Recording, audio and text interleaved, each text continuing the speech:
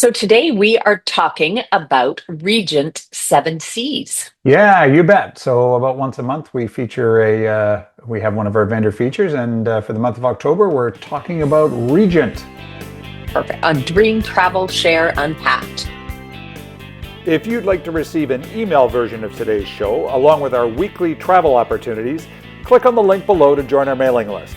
We promise to only send you one email a week every Friday. You can unsubscribe at any time, and we won't share your email address with anyone else. So, what do you got for us, Bob? Well, I think all kinds of things. A lot of people maybe not have heard of Regent Seven Seas. They've been around for about 30 years. They are arguably the most inclusive of all the cruise lines. So all their ships hold between 5 and 750 people, and they include everything, including air, if you want to take their air. Yeah, and one thing, being one of the more inclusive, there's a lot of cruise lines out there that are kind of similar, but they don't include the shore excursion. So I think this is a really big bonus with Regent. Yeah, yeah. So I think I mean there's a number of Sea and Viking, for example, come to mind that both do include some version of the shore excursion. So amongst the small ship cruise lines that we deal with, Explorer Journeys and Seabourn don't. And again, you sort of have to look at the whole value equation, but there is something nice about paying once Yeah, and just having yeah. everything sort of covered for you. And so Regent does that well. So Regent Seven Seas, again, they include the shore excursions, the gratuities. It's an open bar. Not that most of our clients are really not all that interested in doing a booze cruise, but it's what I tell people about the open bar stuff is that it's more about the culture on board than the free drinks, and they're not free, right? You just on any of these cruise lines where drinks are included, you're prepaying for them in some ways, but it does change the culture on board. There's something different than somebody coming along and asking for your key card to charge your drink to your room, and maybe you have some sort of beverage package, as opposed to just topping up your glass of wine. That feels like you're a guest in somebody's home. Yeah, yeah, exactly. So that's one of the reasons why it's a differentiator. What is there any other that you can think of? Well, I think a few things. So one is, again, what we were talking about. They are all inclusive, and there are a couple of other cruise lines that are similar to that as well. They have 7 ships on 6 continents. They don't run an expedition wing like some of the cruise lines do. So they are on the other 6, the seventh continent. They're not Antarctica. They don't go to, but they're everywhere else, and they tend to do a lot of overnight and extended stays compared to their competitors. So these are, again, and again, ports look a lot different at night than they do from 8 to 5. And so they either extend their stay through to, 11 o'clock or midnight or something like that, or they will stay overnight and you'll have 2 full days in a port. That's always nice. You can really sometimes, it is in my mind, it's a little bit of a negative when you're only in a port for about 6 hours and you don't really get the feeling for it. So that's a great point to add with Regent for sure. How many years have they been in business? They've been around about 30 years. So again, for people that want to know all the inside baseball stuff, they are part of the Norwegian group. So and again, that would be Norwegian, Oceania, and Regent.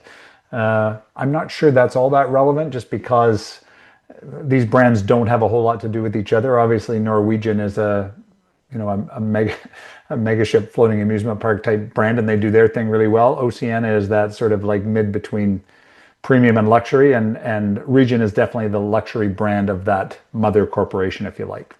Yeah. And then how many passengers would you say are in most of their ships? What's the Yeah, size? usually between 550 and 700. The ships are slightly different, and as of next year, they'll all be balconies. So there's one ship that will be being retired in 2026, and after that, their entire fleet will be all balconies. Can you tell me about how formal it is on Regent?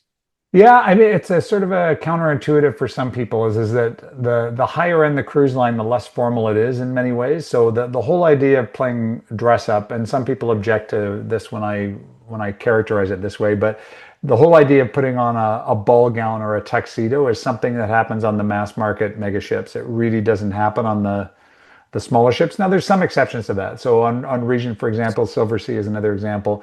They will occasionally have a formal night. So on Regent, I think you might know better than me. I think it's itineraries over 15 days or something like 15 or that. 16 nights they may have one, and it is Yeah. optional. There's lots of restaurant choices if you don't feel like if you feel like dressing up, I should Yeah. say.